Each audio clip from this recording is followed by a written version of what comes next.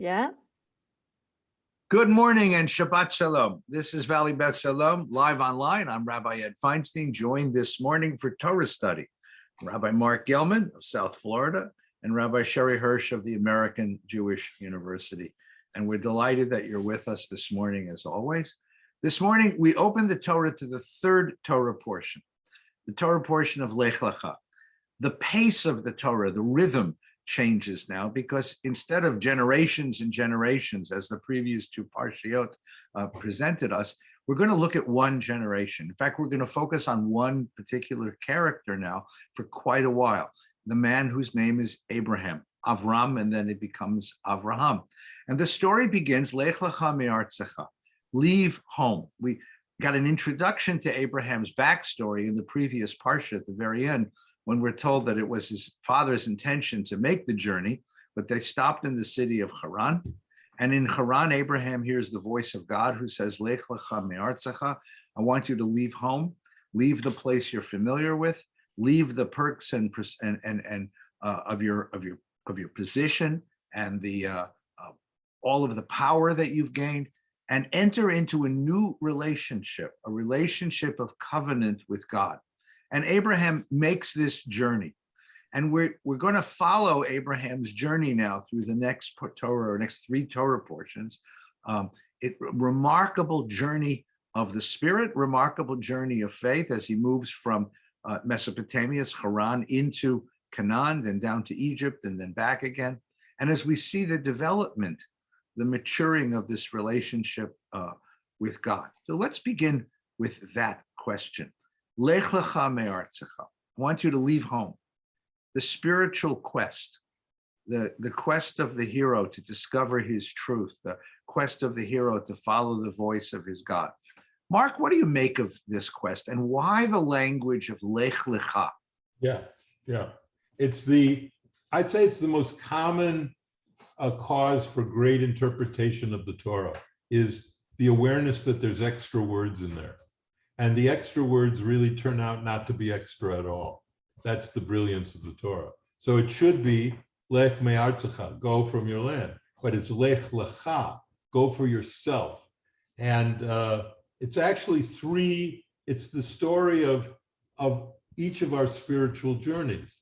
And the separation, the journey begins with leaving three separate elements of your past. And that's for Abraham, and that's for all of us.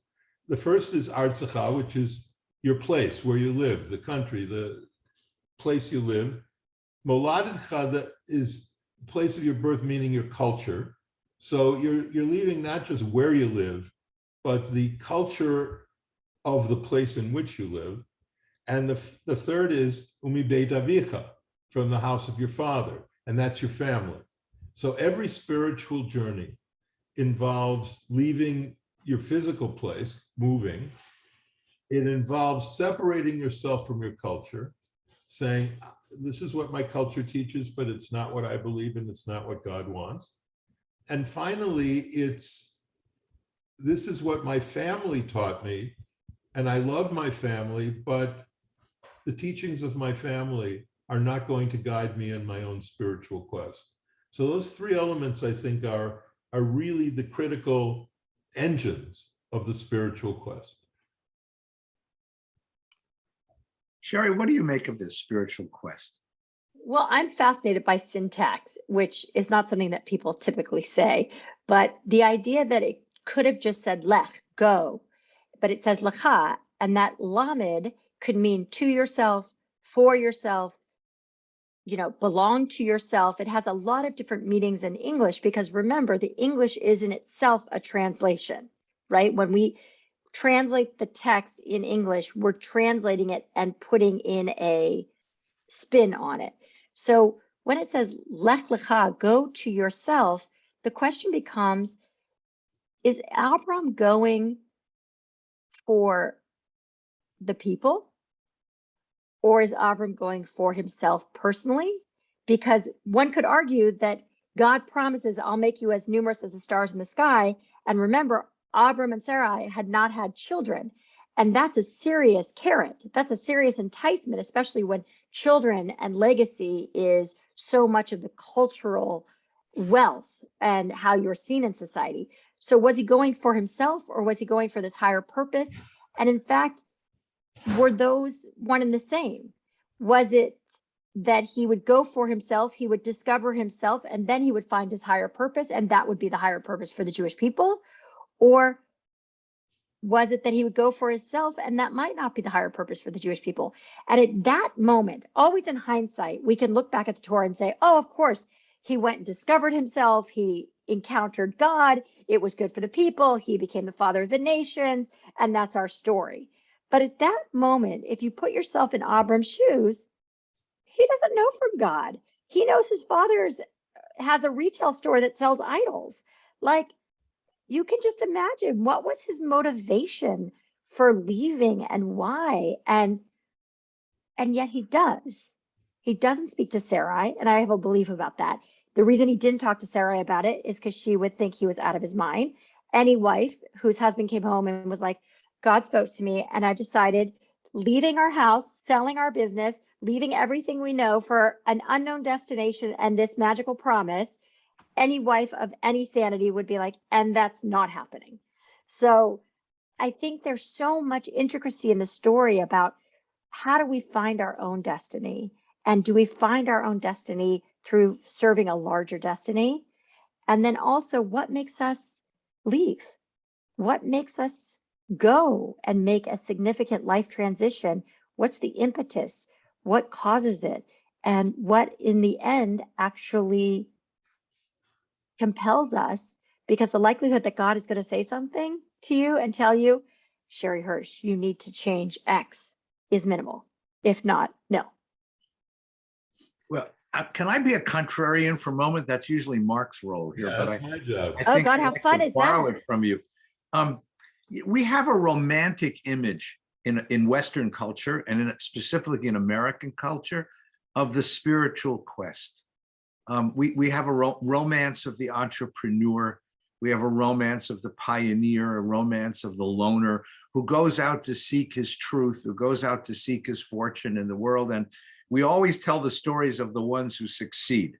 You know, the Bill Gateses who drop out of Harvard and become Bill Gates. And we don't talk about the Bill Gateses who dropped out of Harvard and became nothing, you know, and lost it all and lost the opportunity to have a Harvard education. So the question here, and this is apropos of Sherry's comment, but it's a more pointed way to put it, is Lech Lecha me'artzecha, that he comes home and says, you know, we're leaving home to go to this wasteland called Canaan. Is there an element of the narcissistic in this? Is there an element of self-worship, of being ignorant of the needs of the people around you, your ties to the community, your responsibilities to a home and to a family? Is there something deeply narcissistic about the Lech Lecha moment? That's my question. I know that's really irreverent question to ask about. I don't think it's irreverent at all. I think it's something that we critique the entire self-help movement every day. Is it just a narcissistic journey to be doing this individualistic pursuit of finding your bliss and finding your purpose and finding your meaning? And by the way, you can only do that when you have a certain level of financial comfort, right? That is a very lofty pursuit. So I don't think it's contrarian at all. I think it's stating the obvious. Marc? Well, yeah, I'll take the Eddie position and defend the tradition here.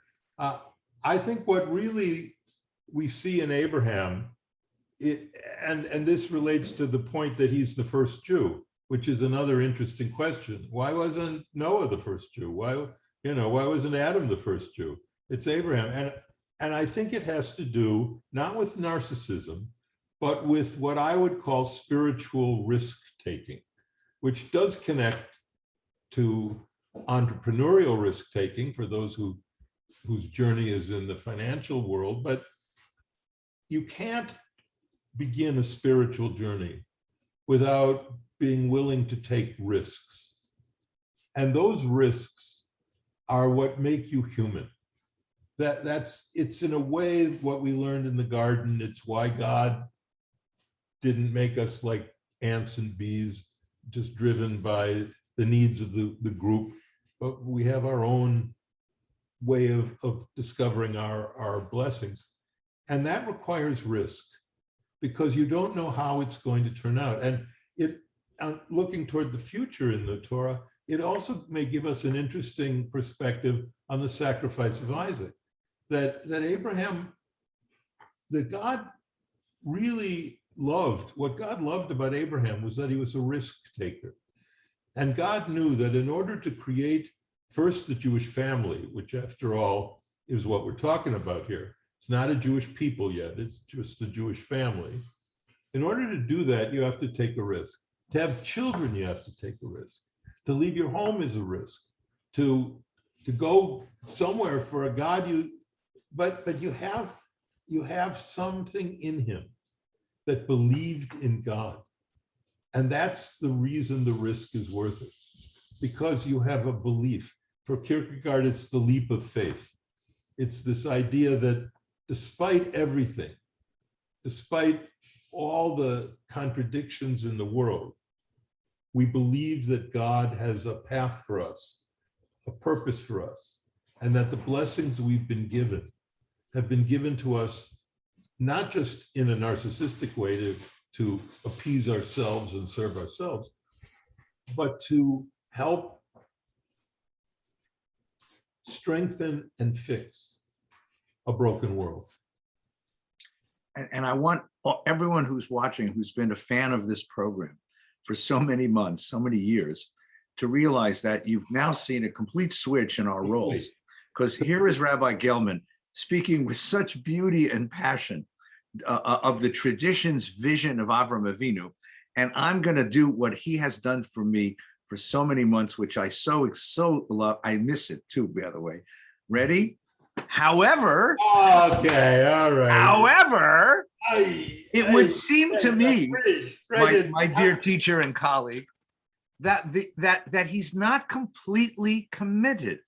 Yes, he follows the voice from Haran to Canaan with his wife and all of his property. But then as soon as he arrives in Canaan, the land that God told him he wanted him to live in, the place that was promised him, as soon as he gets there, lo and behold, there's a famine, which is very common in that part of the world, because Canaan, like California, for example, is watered by rainfall. And if you don't get the water by rainfall, you end up with famine. And the thing that he does is, does he stay there and stick out the famine? Does he root himself in the land and believe that God will make the famine disappear? No, he doesn't. He goes down to Egypt. Why? Because in Egypt, there's food. In Egypt, there's always food because there's a river that runs through Egypt.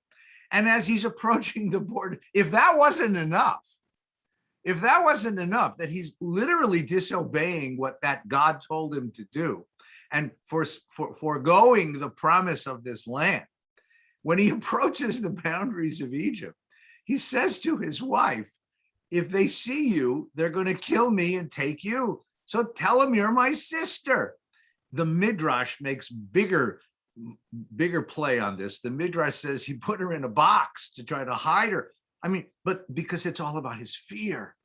And suddenly the man who is so filled with faith, so filled with commitment to his spiritual goal, so willing to take, as you said so beautifully, the risk of the spiritual quest, turns into an absolute coward. And However, he passes off his wife as his sister. She gets taken into the household of the Pharaoh. And the only reason that the thing resolves, because it could be very well they kill him and take her or ignore him, is there is almost literally a Deus ex machina. God shows up at the last minute. Pharaoh is stricken down by some terrible thing, hemorrhoids or something, and preparation H hasn't available in Egypt. So Pharaoh calls him in and says, like, what the hell did you do to me? And then he kicks him out of the land, but with lots of wealth. Now, a man of faith, that doesn't sound like a man of faith to me. It sounds like a lot more like the rest of us snooks who are trying to find our truth in the world and trying at the same time to cope with the realities that are right in front of us. And the oscillation of faith and doubt, of struggle, but conviction, that sort of oscillation, that seems to characterize Avram Avinu. Okay, good point. You sound like me, and it sounds good. I've learned from the best. However, the point is, God doesn't say, go to the land I'll show you and stay there. Put your tuchus down and don't ever move, because that is not the spiritual journey. God is not saying, go to one place and remain in that place. God is saying, go to this place where your journey will take its next step. And the next step is Egypt. Now, what he did with his wife is an interesting moral dilemma, but it does also raise a very important point about the spiritual journey. And that is, your spiritual journey doesn't mean bupkis if you're going to die. You have to survive in order to pursue your spiritual journey.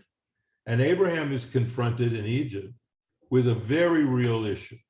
And that is, the Pharaoh's about to kill him and about to take his wife into his harem. And he's got to learn how to survive. And his only way to survive is to trust that God would not let the Pharaoh rape his wife. And God provides that. And to believe that he will get out of this. And that's the risk taker. That's why God picked Abram. And in fact, God picks risk takers in all the generations of the forefathers and foremothers. And that's why Jacob is the one who wrestles with the angel. He's the one who contends with God. A spiritual journey is wrongly conceived, I think, as some kind of calm, meditative trance in which the light and the rainbows and the butterflies come to you. No, it's a very real challenge day by day to pursue spiritual integrity in a world that leaches spiritual integrity out of you. And that's what Abraham is able to do. Abraham is human enough to survive, but faithful enough to know that God will make this journey worthwhile. I want to say that I don't think that going on a spiritual journey requires 100% faith and you either turn it on or off like a spigot. I think that the spiritual journey it started for Abram with a level of faith. And I think sometimes he's a risk taker. I can't argue that he's always a risk taker. And I don't think the spiritual journey is only for risk takers. And that's coming from a person who loves risk, right? But I think it's not an on and off spigot. I think there's places where his faith waxes and wanes and he struggles with it. And I think that is the spiritual journey. And if we expect that the spiritual journey is we have the faith to just keep going on with it, that's the baseline, maybe. But I don't think it's an on off. Yeah, I think I agree. And the way to say that, I think perhaps in a way that we can all agree with, is that the spiritual journey is about a relationship.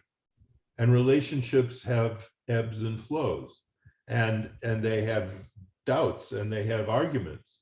Abraham arguing for Sodom and Gomorrah is not only filled with doubt, he's filled with anger that the God of justice, in whom he believes, is about to do something that seems unjust, to kill the innocent along with the guilty. So I think it's the idea of a relationship, not on and off, but there's a ground to the spiritual journey, which is, I will remain in relationship with you. This is not a divorce. This is, I'm going to stay in relationship with you, but I need to fight some stuff out with you. And I need you to understand, I'm no good to you if I'm dead. So I am going to take steps to survive. And that's what the spiritual journey is. I want to turn it for a moment, because I want to come back to a point that Sherre made earlier, which I think is a fascinating point. And I think we're one of the first generations that could ask this. And that's Sarah. I want to talk about Sarah for a moment. If we were telling the story from her point of view, is this her spiritual journey as well? And what does it demand of her? And how does she develop as a character through this narrative? Sherre, when you read, then I'm sorry to pick on you as the local representative of the, but what does it say about her at the beginning, and then how does she develop a character through the course of the narrative? Well, I think in the beginning, she's totally acted upon with no voice. And she becomes more and more vocal, right? She discovers that she's supposed to have a child in her old age, first the sailing, and then she discovers that she's supposed to have a child in her old age, and she laughs, right? There could have easily been a narrative that she laughed when Abram told her that they're leaving because he encountered God.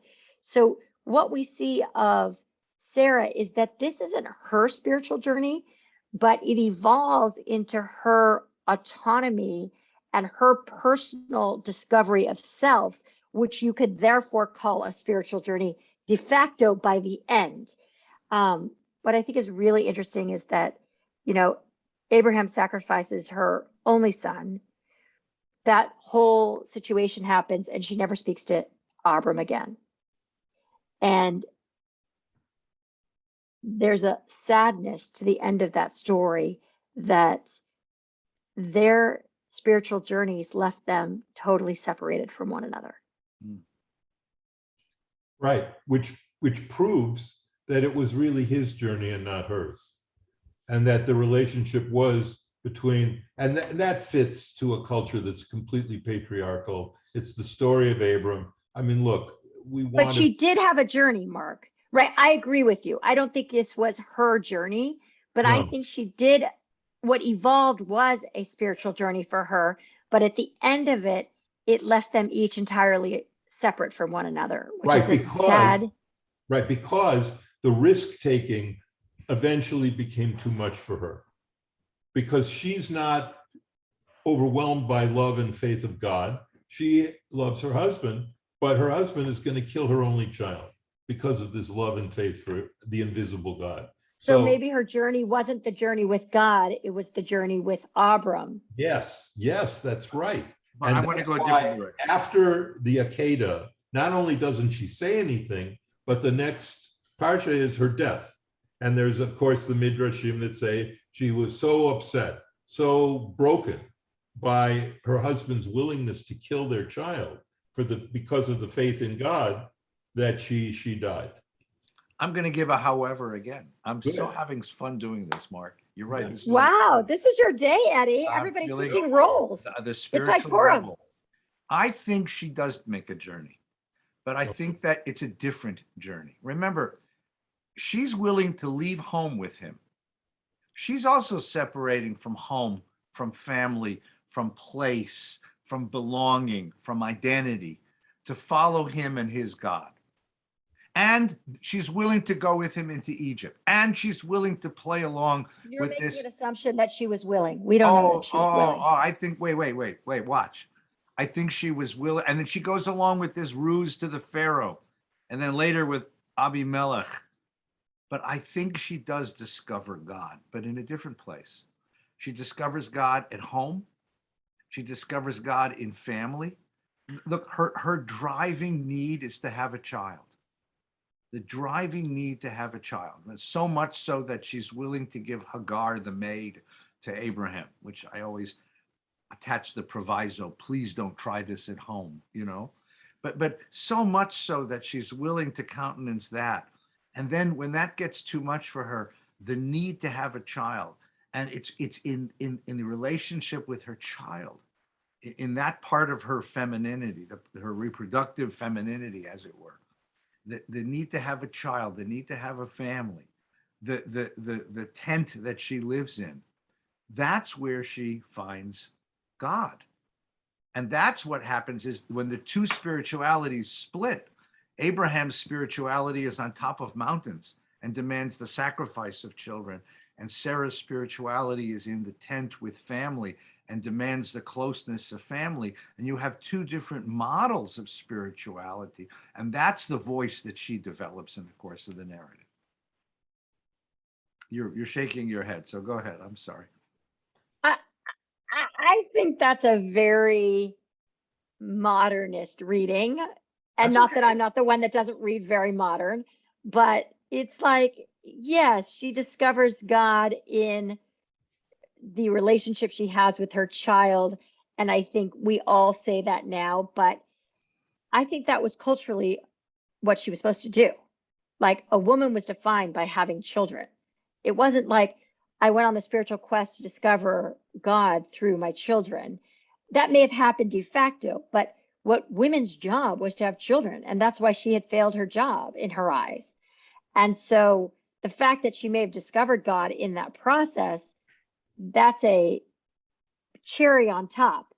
But that was not her. Her purpose was to be a wife, and being a wife meant providing children. Yeah, and I think that she discovers a purpose in that. I think that there's a statement I about like the where reading you because discover. right, but I'm a mother and I discovered purpose in my own raising of children. I'm not sure that's what the Bible teaches. Okay.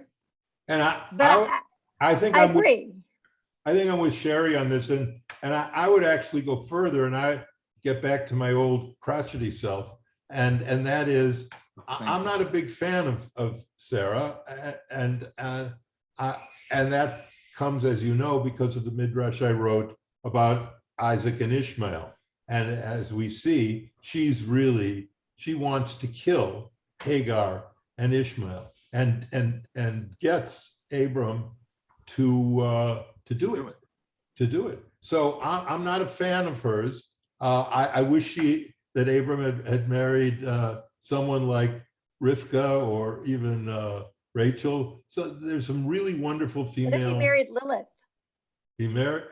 I don't know who he married. He married a woman. No, what if he married someone like Lilith? Well, who is like Lilith? But they're all that way, Mark. Listen, Rivka was willing to swap the two boys and create a lifetime of vendetta against her son Jacob. Rachel wanted to manipulate Jacob into. All right, so forget Rivka. Okay, so I was I'm going to Rivka say, too. all So the betrayals of women are very there aren't a manipulative, lot of conniving. That's positive why I said Lilith. female roles. Not a What? That's beautiful why I picture. said Lilith, because she is the archetype that is not the typical archetype of the Bible. And of course, she's thrown out in the first midrash because Tamar, that's the one. Tamar, that's a good one. Tamar, and it's also about reproductive powers, but it's for the purpose of preserving a name in the family, not for any other purpose, and no one gets killed in the process. Yeah, who are the great women in the Torah? That's a really Deborah, yeah, Tamar, but they don't Deborah. come. Miriam. Sarah's not in that list. That's Miriam. No, the matriarchs are not in that list. I completely agree. Because the matriarchs are all a particular archetype, as Jung would say, that is manipulative, conniving, backstabbing, behind the scenes, slippery. I mean, those four matriarchs. And by the way, on Friday night, when it says, traditionally with the priestly blessing, you say, may you make, Yisimcha, Kelovim. yeah, because Sarah, Rivka, Rachel, Leah. I don't say that. I never say it. You don't like that? Because I'm like, yeah, don't want it. If I'm going to say it, I'm going to say, may God make you like Miriam, Deborah, Tamar, Lilith, because I don't want that on them. The only good one is Esther. I think Esther is the only one who really, she's the best of the best. How about It's Leah? just complicated too. How about Leah? Leah Leah's very good. Okay. I'm just asking. She's okay. Let me ask one more question as we examine this, and I appreciate the reflection on this, and I hope that we cause people to reflect on this, because I think it's a very interesting analysis. Abraham is told, Lecha, leave home, go into the world. I'm going to make you a great nation. I'm going to make you famous. And then he's given a commandment. The only thing that Abraham is asked to do, or commanded to do for his part, in exchange for God's protection, God's making him famous, God's aggrandizement of him, the only thing he's told to do is Heye bracha, be a blessing. If you're reading the translation, by the way, it's unclear because it sounds like a prediction. You will be a blessing, but it's not. Heye is a command form. It's tzivui. Heye bracha. You be a blessing. Be a blessing. I find this to me very moving, and I've spoken about this in the synagogue many times. And then in the next line, in case you wonder, where does this blessing go? The next line says, I'll bless those who bless you and curse those who curse you, which is nice. V'nivrachu b'cha kol mishpachot ha'adama. And in you shall all the families of the earth be blessed. The object of blessing, of Abraham's blessing power and blessing responsibility, are all the families of the earth. So there's two things about this which I find remarkable. Number one, it ties Jewish particularism to Jewish universalism indelibly, because it means now that our particularism, it doesn't say be a blessing to your people. It says be a blessing to all the families of the earth. And it's the most particularistic moment because he's being chosen by God, but he's being chosen by God to be a blessing to the world. The two things can't be separated from each other. And the second thing is that it doesn't say what you think it's going to say. It doesn't say be a blessing to me. God doesn't say worship me, obey me, follow me. It doesn't say any of that. Be a blessing. What we do in the world is to go out and be a blessing in the world. And that's what God expects of us. It's not obedience. It's not reverence. It's not paying back with sacrifice or prayer or even mitzvah. There's no mitzvah there. The only mitzvah is Heye Bracha, and I don't think Heye Bracha is counted by any of the commentators as a mitzvah in the Torah, except it is the job description. It's the job description of the Jewish people. No, So that's very nice. Heye Bracha, what does it mean to be? That's so beautiful, Eddie, on so many levels, right? That is the greatest mitzvah. And the one thing God demands, that is the mitzvah. That is one thing God demands of us. Be a blessing, and it's not for you to then reap the big rewards, but you be a blessing, and the blessings will live on in future progeny. And this is the God who blessed every aspect of creation and brought an Adam, a human being, into the world to share it with him. But Adam didn't get it. Then he wipes it all away and starts again with Noah and blesses Noah, but Noah doesn't know how to do it. And now he picks this guy and says, here's your job. Maybe I need to make it explicit. I created a world filled with the potential of blessing. You go be a blessing. You go realize the blessings that I planted in creation. And that's his job. And that's his job. And that's what you got. And that's what it means to be a blessing. And that's why I think that's the launching of the Jewish people. Because it's a people that walks around with this constant commitment to try to figure out how we're supposed to be a blessing to the world. And that's so nice. And also that shows the limitation of the Jewish family. Abraham can't do that because he's just a family. It takes Moses and the people and slavery and redemption and all of that in order to be the blessing. It needs the peoplehood, the story, the journey. That's right. You can't do that with it. Family. It can't be a blessing just in your family. Right. It has to be through your people. Really beautiful. Now, the other tough issue for me in this is the promise. And this is pure contrarianism, but here it is. Did God lie? Did God fail in the promise to say, the sands of the sea and the stars in the sky, and you'll make your people a great people? Look, there's 8 billion people and there's 49 Jews. That's the way the world is. And you have to just ask yourself, what happened to the promise? What happened to the promise? That we were going to be numerous and numerous and numerous, and we weren't, and we aren't.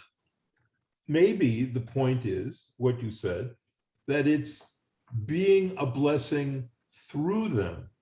Because if you say, well, there aren't that many Jews, but the teaching that began in Judaism and birthed Christianity and then birthed Islam, if you add all of those together, you've got more than half the world. And that is the way that the promise of God is fulfilled, which to me unifies my big passions, which is commitment to the Jewish people and commitment to all people of faith, the interfaith impulse. Because if you look at our quest and our peoplehood and our spiritual journey as a people, and you say, look, this is a failure. But if you look at what we did to influence the world, to teach the world, to put the seeds of morality into the world, then it was a complete success. Very nice. So let me finish. Sherre, I was just curious, the traditional blessing for daughters is Yisimech Elohim Gesar Rivka Rechavaleh. You said you don't like to say that. So how do you bless your kids on Friday night? So I start right with just the priestly blessing. May God bless you and protect you. May God guard you and be gracious to you. May God give you kindness and peace always. But I start with the Hebrew, and I don't start with may God make you like this person or that person, because really I want to say to them is, may you could discover who you are and you be the best you in the world. I don't want you to be someone else. That's so nice. And Yeah, so but- funny, people are always like, especially when people that bless their children come over for Shabbat, they're like, you skipped the rabbi skipped the first part. And I'm like, no, I intentionally did it. You know what I want to say? Right. I know I had a friend who was an Episcopal priest, who was an educator. And when we were young and living in Texas, I had him over for dinner on a Friday night. And he's sitting at the table, and I said, we got to bless our kids. And they were like squirmy 3-year-olds and 4-year-olds. You gather the kid in your arms and you say the words, and then you whisper to the kid a few words after the blessing. You whisper something to each kid after the blessing. And I look over and my friend has tears in his eyes. And I said, what? He said, you don't know how powerful this is. This is what every human being wants in the world, most of all. They want to hear a blessing from their parents. One time we'll talk about my whole system, Eddie. Yeah, I want to hear the system. So we'll have to hold off. I'll hold off on that. We'll wait till we get to that section of the Torah. But it was just a moving moment. Something that comes naturally to us because we just do it. Because we do it. Yes. Sometimes you're in a Yes. good mood, and sometimes you're in a bad mood, and sometimes the kid's impossible because they're too squiggly, too squirmy. But he looked at me and he says, "You have no idea how powerful this is." He says, and now he says, "I'm a Christian. I've spent my whole life taking communion. And now that I sit at your table and I see how this is, how you bless your kids and how you make a kiddush on the wine and a challah, now I understand my own faith. I understand communion in a way that I could never have understood it before." And it was a very wonderful, sweet moment of revelation for us all. Let me wish you a very good Shabbos to everyone who's joined us tonight.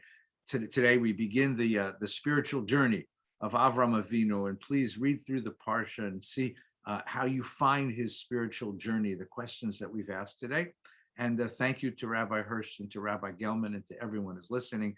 Of course, prayers follow this at 10 o'clock. And we wish you a very, very sweet and good weekend. For those who are a part of our community, a Lunch and Learn is going to begin again on Wednesday. That's the 20th at 12:30 here online. We're not allowed back in the building quite yet. So we're going to do this online for a few more weeks. And those who'd like to continue, I've been reading the works of Ketuvim, the third section of the Hebrew Bible, and we're going to commence with a conversation about the book of Kohelet on Wednesday at 12:30. You'll find it here on Facebook and YouTube. And for those who can't make it at 12:30, it's archived there and you can find it just about any time. Thank you to my colleagues. Thank you to everyone. Shabbat Shalom. Shabbat shalom.